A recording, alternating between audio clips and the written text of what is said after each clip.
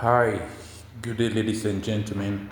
My name is Kenneth Ubebo here, and I just wanted to talk about employees and their employers. And today I'm actually more focused on the employers of labor because I wonder why most employers of labor treat employees as if they are subhuman, particularly in small businesses and even in some big businesses. There's no proper HRO policies that treat employee with dignity and respect.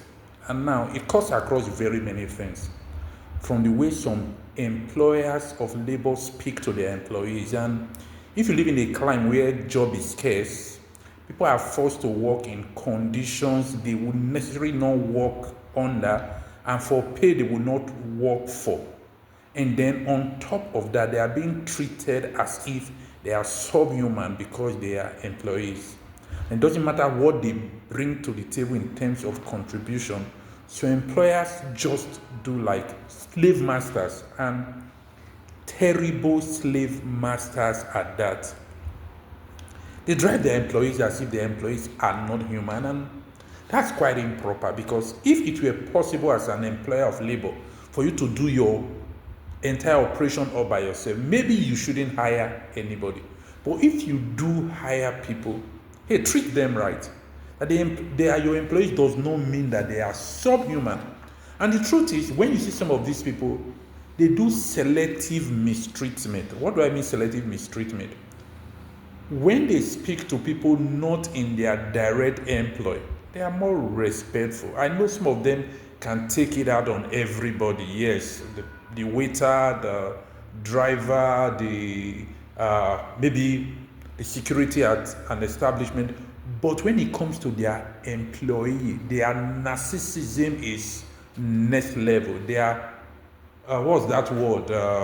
Abuse is next level, both verbal, psychological, and in any other way. That somebody takes a job with you does not make them subhuman. No. They came to do a job, and sometimes they bring in skills and competence that you need. And like I said, if it were possible to do your work all by yourself, run your entire conglomerate, be the driver, be the receptionist, be the marketing manager, be the production manager, be the production engineer, be everything all by yourself, no problem. Keep your narcissism to yourself, keep your abuse to yourself.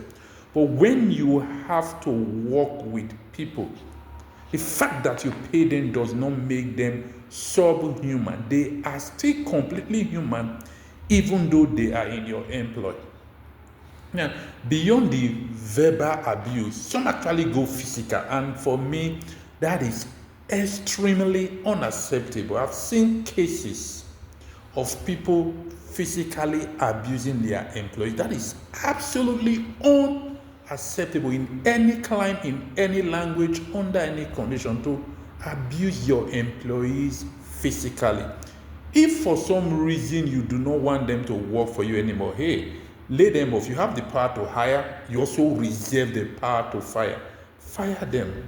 Why would you go verbally, physically, psychologically, or emotionally abusing somebody just because they are your employee?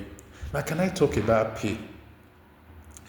I heard a Nigerian person say that, oh, one of the reasons why he wants some Nigerians to come back to Nigeria from wherever they've jackpot to so that he can employ them is that, oh, he can afford to pay low wages in Nigeria. I've said this one time too many. We are underpaid as a nation. You know, it starts from the federal government minimum wage of 70,000 or 80,000. That is barely below daily living wage. That's not even a monthly living wage for any average family. How can you pay people 70, 80,000 for a month of work? That can't even take people to work and back, transport to work and back. So private employers take cue from what the federal government is paying Nigeria, for example, and they pay peanuts to people who work for them. Bad enough. They pay things people can barely survive. So people can be in an employment for 1, 2, 3 years and be earning the same thing, no promotion. When they are promoted, it barely makes any difference. So some people just live from hand to mouth. So manage to pay the rent, manage to pay transport, manage to buy a shirt and a shoe. They live in penury even though they are working. And after 10, 15 years or donkey years of working, they are nowhere. But the organization can be growing. The organization, see what those people, some of them earn in a month, the owner of the organization can spend it on a bottle of whatever wine catches his fancy. But the people who break their back to make it possible, he thinks they shouldn't earn. Bad enough, do I blame the employers fully? No. I say, oh, you agreed to take a job for that price. So because the economy is bad, people are forced to. But that's one problem. People being underpaid is prevalent in this society. But there's another problem for private employers that I see.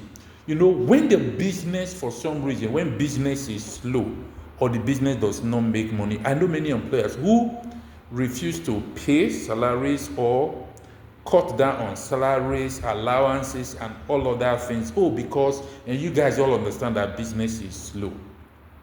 I do understand that business is slow, but my question for you is, when business is fast, do the employees get commensurate benefit or return when business is fast?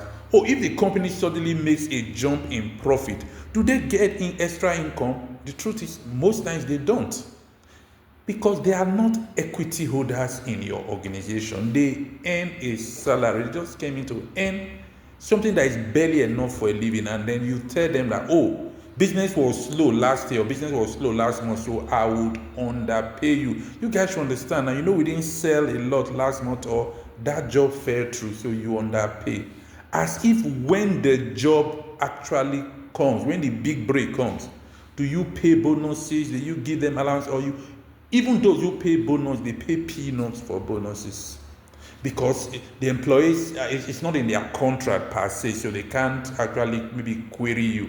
But you know that the company can actually afford to pay better. See, my whole conversation is this. Employees are human. And employers should see employees as partners in progress. Even though they don't have equity in the business per se, their name is not on the document of the business, they've not made partner. That's if they would ever make partners. Most private establishments in our climate, employees never become partners. No, they can work there forever. They walk away as employees. They never have that pathway to become partners, except one or two places. So that's why I like law firms.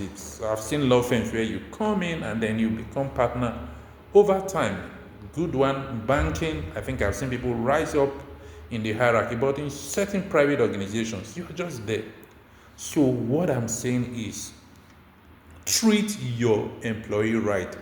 Consider them like family. And somebody said, if you treat your employees right, they will treat your customers right. Treat them right. Respect is a simple thing. Respect. Pay them. Hey, consider them as human and with empathy. Don't dehumanize. They say slavery is over, and you are not a slave driver or a slave master. You are an employer of labor. Treat them right, and they will treat you right, and they will treat your customer right. Of course, understand that there can be one or two bad days. That's why you have the right to hire and fire. Don't be a narcissist. Don't be a bully. Don't abuse in any way. Treat your employees right. Thank you. It's Kenneth Ubebo here, just sharing some thoughts. Do have a nice day. Bye-bye.